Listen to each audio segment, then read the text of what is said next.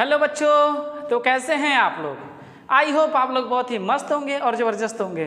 तो आज के इस क्लास में हम लोग पढ़ने वाले हैं क्लास 9th का मैथ, जो कि चैप्टर नंबर 1 है, संख्या पद्धति।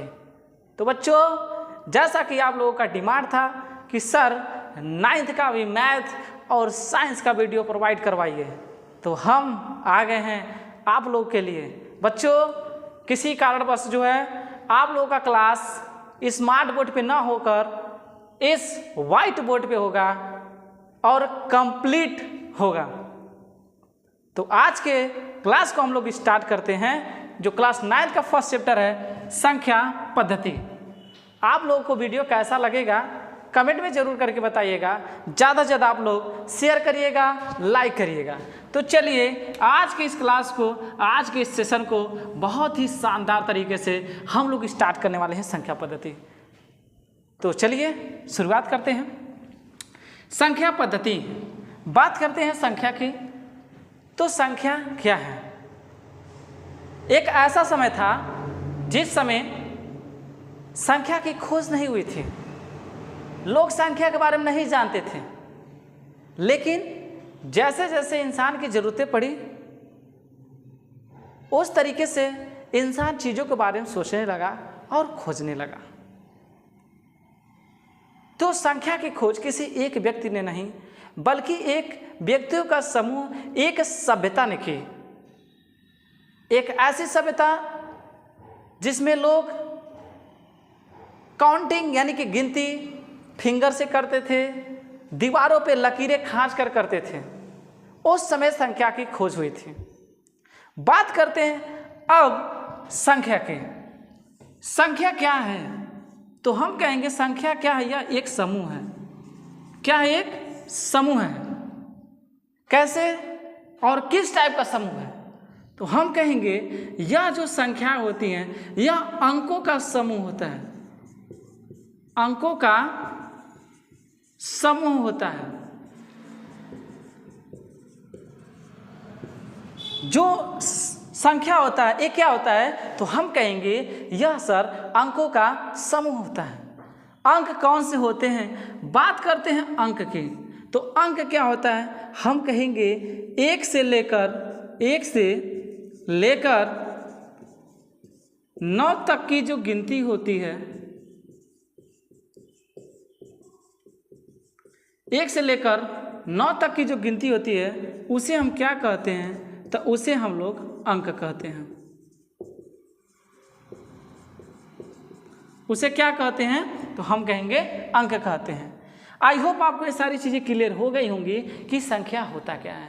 हम कहेंगे संख्या जो होता है सर, यह क्या होता है? तो हम कहेंगे अंकों का यह एक समूह होता है। और वह जो अंकों का समूह होगा वो कौन से होंगे? तो हम कहेंगे जो अंक होते हैं, यानी कि 1 से लेकर 9 तक की जो गिनती होती है, उन्हीं का समूह हम लोग क्या कहेंगे? तो संख्या कहेंगे। अभी जो 1 से लेकर 9 तक की जो होगा, उसे हम लोग क्या कह रहे हैं? उसे हम लोग कह रहे हैं क्या कि सर वह एक अंक है। अब आगे देखते हैं। जैसे अगर हमारे पास 2 से अधिक या 2 अंक मिल जाते हैं, 2 या 2 से अधिक अंकों का समूह हो जाता है, उसे हम क्या कहेंगे? संख्या। जैसे अभी एक हमारे पास क्या है? तो हम कहेंगे सर यह एक क्या है? एक हमारा अंक है। लेकिन जैसे एक के पास एक कोई और अंक आ गया, वो क्या हो गया? तो यह अंकों का एक समूह हो गया। और अंकों के समूह को हम लोग क्या कहेंगे? तो अंकों के समूह को हम लोग क्या कहेंगे? संख्या कहेंगे। आई होप आपको समझ में आ गया होगा कि संख्या किसे कहते हैं और अंक किसे कहते हैं। बात करते हैं पद्धति। पद्धति इट्स मीन क्या होता है? यह एक सिस्टम होता है। जैसे किसी भी चीज़ को समझने के लिए एक सिस्टम में अगर उसको व्यवस्थित किया जाता है तो बहुत आसानी हो जाती है हमारे लिए। उसी प्रकार से इस चैप्टर में हम लोग पढ़ने वाले हैं संख्या पद्धति। संख्या को सिस्टमेटिक रूप से रखना, यानी कि संख्या को एक क्रम में सजो के रखना, ये क्या कहलाता है? एक पद्धति है जिसे हम लोग कहते हैं संख्या पद्धति, नंबर सिस्टम कहते हैं। आई होप समझ में आ गया होगा। अब आगे देखते हैं संख्या पद्धति में और क्या क्या हमको पढ़ना है। तो चलिए इसे थोड़ा सा हम लोग रफ कर देते हैं। हम आगे देखते हैं संख्या के बारे में ही हम पढ़ते हैं। तो संख्या में इसमें हम लोग पढ़ेंगे प्राकृतिक संख्या। प्राकृतिक संख्या प्राकृतिक संख्या क्या होता है, जिसे हम लोग नेचुरल नंबर बोलते हैं, जिसे हम लोग नेचुरल नंबर बोलते हैं। प्राकृतिक संख्या क्या है? आपने बचपन में यानी कि जब क्लास 1 में गए होंगे, LKG में गए होंगे, नर्सरी में गए होंगे, तो आपने पढ़ा होगा कि जो हम लोग काउंटिंग करते हैं, जो हम लोग गिनती करते हैं, 1 2 3 4 5, इस टाइप की जो हम लोग गिनती करते हैं वही क्या कहलाती है? तो वही हमारा क्या कहलाता है? तो प्राकृतिक संख्या। यानी कि जो प्रकृति यानी कि नेचुरली हम लोग काउंट करते हैं बचपन से, 1 2 3 4, 1 रुपये, 2 रुपये, 3 रुपये, 4 रुपये, इस तरीके से हम लोग बचपन से ही सीखते हैं। 1 आम, 2 आम, 3 आम, 4 आम, 5 आम, इस तरीके से हम लोग काउंटिंग करते हैं। यही हमारा क्या होता है? प्राकृतिक संख्या होता है। तो हम कहेंगे जितने भी संख्या हैं ये सभी संख्या हमारी गिनती से ही आते हैं।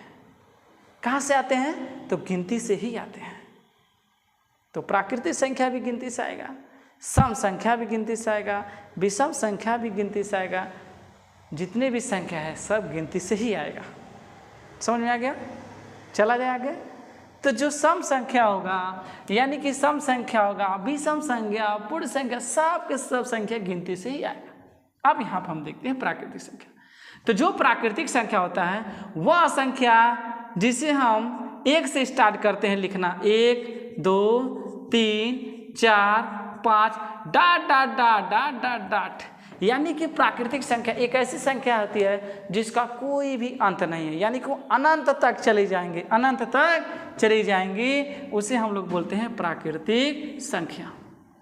समझ में आ गया? समझ में आ गया? बहुत गर्मी है, फिर भी कोई बात नहीं, हम आपको पढ़ाएंगे। सम संख्या बात करते हैं कि सम संख्या क्या होती है। सम संख्या क्या होती है? ऐसे संख्याएं जो 2 से क्या हो जाती है? 2 से विभाजित हो जाती है, विभाजित होती हैं। ऐसे संख्याएं जो 2 से विभाजित होती हैं उसे हम लोग बोलते हैं सम संख्या। जैसे 2 4 6 8 डाट डाट डाट, इस तरीके से इसका भी कोई अंत नहीं है। तो देखिए, अगर आपसे पूछा जाएगा सबसे छोटी प्राकृतिक संख्या, तो हम कहेंगे सर 1 होगा, क्योंकि 1 से छोटा तो कोई प्राकृतिक संख्या नहीं होगा। तो हम कहेंगे जो सबसे छोटा प्राकृतिक संख्या होगा क्या होगा? 1 होगा। और जो सबसे बड़ा प्राकृतिक संख्या होगा उसका कोई अंत ही नहीं है, तो हम कहेंगे सबसे बड़ा प्राकृतिक संख्या तो होता ही नहीं है। समझ में आ गया? सबसे बड़ा सम संख्या तो होता ही नहीं है, सबसे बड़ा विषम संख्या तो होता ही नहीं, क्योंकि अनंत तक पता नहीं कितना संख्या होते हैं, अनंत संख्या होते हैं, तो हम लोग अनंत तक जा ही नहीं पाएंगे, तो हम कहेंगे होता ही नहीं है। तो सबसे छोटा आपका प्राकृतिक संख्या तो कहिएगा 1 होगा। सबसे छोटा सम संख्या तो आप कहेंगे 2 होगा, लेकिन सबसे बड़ा सम संख्या नहीं होगा, क्योंकि हम लोग काउंट ही नहीं कर पाएंगे। विषम संख्या, वे संख्याएं जो 2 से विभाजित नहीं होती है, यानी कि जो 2 से कटती नहीं है, उसे हम लोग बोलते हैं विषम संख्या। चलिए देखते हैं। जैसे पहला हमारा हो गया 1, क्या 2 से विभाजित होगा? नहीं। 3 2 से विभाजित होगा? नहीं। 5 2 से विभाजित होगा? नहीं। 7, इस तरीके से आने वाली जितनी संख्या होंगी वे सभी क्या कहलाएंगे? तो हम कहेंगे वे सभी संख्याएं विषम संख्या यानी कि ऑड नंबर कहलाएंगे। क्या कहलाएंगे? ऑड नंबर कहलाएंगी। पूछा जाएगा सबसे छोटी विषम संख्या, तो सबसे छोटी विषम संख्या भी क्या होगा? 1 होगा। ओके, समझ आ गया? आगे चलिए। तो चलिए इसे हम लोग रिमूव करते हैं, रफ करते हैं। चलिए अब आगे देखते हैं। अब हम लोग पढ़ेंगे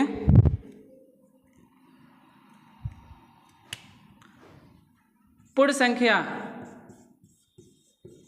पूर्ण संख्या क्या है? जिसे हम लोग क्या बोलते हैं? तो whole number. Whole number, whole number यानी कि पूर्ण संख्या। जब किसी प्राकृतिक संख्या में हम किसको इंक्लूड कर लें? 0 को इंक्लूड कर लें, यानी कि हमारे पास तो संख्याएं हैं, हमारे पास प्राकृतिक संख्या तो हैं, लेकिन हमारी संख्या अधूरा किसके बिना है? तो जीरो के बिना है। और उस जीरो को जैसे हम प्राकृतिक संख्या में ऐड कर लेंगे तो हमारा क्या हो जाएगा? पूरा हो जाएगा। क्या हो जाएगा? पूरा हो जाएगा। तो इसे हम कहेंगे पूर्ण संख्या यानी कि होल नंबर। जब प्राकृतिक संख्या में हम जीरो को शामिल कर लेते हैं तो क्या हो जाता है हमारा? होल नंबर यानी कि प्राकृतिक पूर्ण संख्या। यानी कि जब हम प्राकृतिक संख्या में जीरो को ऐड कर लेते हैं तो उसे हम लोग बोलते हैं पूर्ण संख्या। क्या बोलते हैं? पूर्ण संख्या यानी कि होल नंबर। ओके, अब इसमें पूछा है सबसे छोटी सर, सबसे छोटी पूर्ण संख्या, तो आप कहेंगे जीरो, लेकिन सबसे बड़ी पूर्ण संख्या नहीं होगी। समझ में आ गया? समझ में आ गया अच्छे से? Very good. अगर आ गया तो बहुत अच्छी बात है। अब हम आगे चलते हैं परिमेय संख्या की तरफ। परिमेय संख्या, परिमेय संख्या, परिमेय संख्या वे संख्याएं होती हैं, परिमेय संख्या वे संख्याएं होती हैं जिसे हम लोग P/Q के रूप में लिखते हैं। किसके रूप में लिखते हैं? P/Q के रूप में लिखते हैं। लिखेंगे परिमेय संख्या वे संख्याएं हैं जिसे P/Q के रूप में, P/Q के रूप में लिखते हैं। याद रहे बच्चा लोग, यहाँ पे जो P और Q होगा, जहाँ पे P और Q दोनों क्या होंगे? तो दोनों पूर्णांक होंगे। क्या होंगे? पूर्णांक होंगे। और यहाँ पे Q का मान यानी कि नीचे जीरो नहीं होना चाहिए। अगर नीचे जीरो हो जाएगा तो हमारा परिमेय संख्या नहीं होगा। जैसे देखिए, अब हम देखते हैं यहाँ पे परिमेय संख्या के बारे में। तो 3/5 ये हमारा क्या है? एक परिमेय संख्या, क्योंकि हमारा 3 भी एक पूर्णांक है और हमारा 5 भी एक पूर्णांक है, इसीलिए दोनों हमारे बट्टा में है और इसको हम लोग क्या बोलेंगे? परिमेय संख्या यानी कि P/Q के रूप में है। ओके, अब यहाँ देखेंगे 4/7, ये भी हमारा क्या है? ये एक परिमेय संख्या है क्योंकि P/Q के रूप में है। लेकिन ओके, यानी कि 0/1 हम लिख सकते हैं, लेकिन 1/0 हम नहीं लिख सकते हैं। ठीक है, क्योंकि किसी भी संख्या में अगर इससे डिवाइड करेंगे तो हमारा क्या हो जाए? P/Q के रूप में है। लेकिन अगर जीरो से हम डिवाइड करेंगे तो जीरो से डिवाइड हम नहीं कर पाएंगे, इसीलिए यह क्या है? अपरिभाषित है। क्या है? अपरिभाषित है। अपरिभाषित है। अपरिभाषित है यानी कि इसे हम लोग ज्ञात नहीं कर सकते हैं, अज्ञात है। इसीलिए हम कहेंगे हमारा परिमेय संख्या नहीं होता है और ये हमारा परिमेय संख्या होता है। तो इसी प्रकार से आपसे प्रश्न क्या पूछा जाएगा? क्या जीरो एक परिमेय संख्या है? तो आप कहेंगे यस सर, जीरो एक परिमेय संख्या है। कैसे है? तो कहेंगे देखिए, 0/1 तो हम लिख सकते हैं और यहाँ पे P और यहाँ पे Q, P का मान जीरो हो सकता है लेकिन Q का मान जीरो नहीं होना चाहिए, तो हमारा डेफिनेशन कहता है। इसलिए हम कहेंगे सर जीरो भी हमारा क्या होगा? एक परिमेय संख्या होगा। क्या आपको समझ में आ गया? अच्छे से समझ में आ गया? अब बात करते हैं, अभी आपका यह इंट्रोडक्शन क्लास है। कौन सा क्लास है? Introduction class. इसके बाद हम लोग एक्सरसाइज को करेंगे, उसके बाद हम लोग क्या करेंगे? तो बहुत ही अच्छी तरीके से चीज़ों को सीखेंगे। चलिए अब आगे देखते हैं। परिमेय संख्या हो गया हमारा, अब हम समझेंगे अपरिमेय संख्या। तो अपरिमेय संख्या सबसे पहले इसको हम क्या करते हैं? एज हो गया। चलिए शुरू करते हैं। अब हम देखते हैं अपरिमेय संख्या को। अपरिमेय संख्या जिसे हम लोग बोलते हैं इरेशनल नंबर। इरेशनल नंबर क्या होते हैं? तो लल्ला, इरेशनल नंबर किसे कहते हैं? वे संख्या जिसे P/Q के रूप में हम नहीं लिख सकते हैं। वे संख्याएं जिसे P/Q के रूप में नहीं लिख सकते हैं उसे अपरिमेय संख्या कहते हैं। जैसे यहाँ पे हम लोग लिखेंगे √2, एग्जाम्पल में √3, √5, यानी कि ऐसा कोई भी मान जिसका कोई परफेक्ट स्क्वायर ना हो, पूर्ण वर्ग ना हो, वही हमारा क्या होगा? अपरिमेय संख्या। क्या इसे हम लोग P/Q के रूप में लिख सकते हैं? तो नहीं लिख सकते हैं। क्यों नहीं लिख सकते हैं सर? इसके नीचे तो हम 1 लिख सकते हैं, इसके नीचे 1 लिख सकते हैं, इसे 1 बटे मतलब कि नीचे लिख सकते हैं, तो क्यों नहीं हो सकता है? क्यों नहीं हो सकता है? हम कहेंगे लल्ला इसीलिए नहीं हो सकता है क्योंकि हम लोग पढ़े हैं ये दोनों क्या होना चाहिए, ये दोनों क्या होना चाहिए? तो ये दोनों पूर्णांक होना चाहिए। क्या होना चाहिए? पूर्णांक होना चाहिए। क्या रूट वाला मान कभी पूर्णांक होता है? क्या रूट वाला मान पूर्णांक होता है? आप बताइए। तो कहेंगे सर नहीं होता है। तो जब रूट वाला मान पूर्णांक नहीं होता तो हम कैसे कहेंगे कि यह एक परिमेय संख्या है? इसीलिए तो हम कह रहे हैं यह एक अपरिमेय संख्या। आई होप आपको बहुत ही अच्छी तरीके से चीज़ें क्लियर हो गई होंगी। चलें आगे, चलिए आगे चलते हैं अपरिमेय संख्या से रिलेटेड चीज़ों को। अब इसमें हम लोग क्या जानेंगे कि जो परिमेय संख्या होगा उस परिमेय संख्या में हम देखेंगे हमारे पास क्या होगा।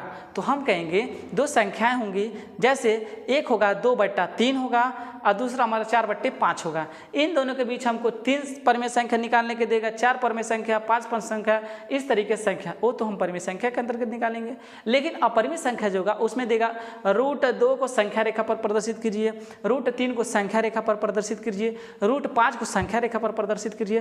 तो इस टाइप के क्वेश्चंस आएंगे।